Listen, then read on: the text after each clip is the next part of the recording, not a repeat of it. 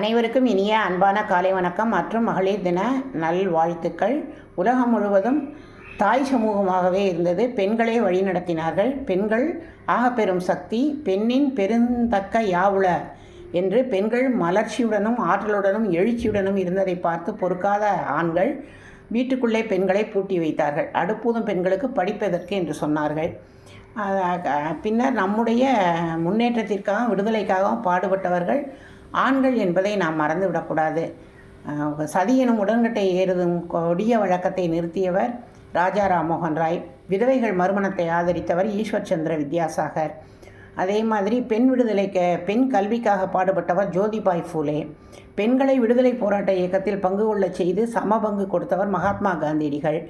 பெண்களுக்கு சொத்தில் சம உரிமை, வாக்குரிமை வாங்கி கொடுத்தவர் அம்பேத்கர். அது ரொம்ப குறிப்பிடத்தக்கது. நாம் 1952 பெண்கள் வாக்களித்தார்கள் முதல் எலெக்ஷனில். ஆனால் அமெரிக்காவில் ரொம்ப போராடி பின்னாடி தான் வாக்களித்தார்கள். அதே மாதிரி தமிழ்நாட்டில் பகுத்தறிவு பகலவன் பெரியார் பெண்கள் முன்னேற்றத்திற்காக செய்த தொண்டு அளப்பரியது. அதனால தான் தமிழ்நாடு இன்றைக்கி ஆகப்பெரும் சக்தியாக நிமிர்ந்து நிற்கிறது. நல்லது. இன்றைக்கி நம்ம மகளிர் தின வரலாறுனா என்ன, ஏன் மார்ச் 8 எடுத்தாங்கங்கிறத பார்ப்போம். 1906 நியூயார்க்கில் பெண்கள், தொழிற்சாலையில் வேலை செய்கிற பெண்கள் ஊதியத்திற்காகவும் வேலை நேரத்திற்காகவும் போராடினார்கள். அந்த காலத்தில் ஆண்கள் குறைவான நேரம் வேலை செய்து அதிக ஊதியம் பெறுவார்கள்.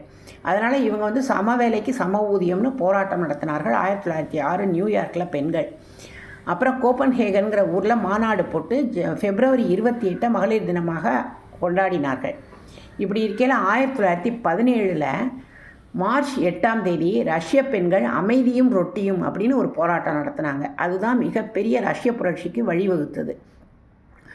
அதனால் 1975 மார்ச் 8 சர்வதேச மகளிர் தினமாக எடுத்துக்கொண்டார்கள்.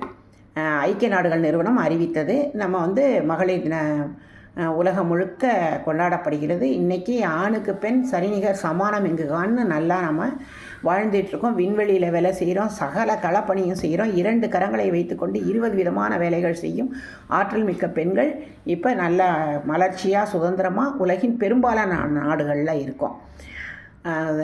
ஆணின் உணர்வுக்கு மதிப்பு கொடுப்பதும் பெண்ணின் உணர்வுக்கு மதிப்பு கொடுப்பதும் தான் சால சிறந்தது.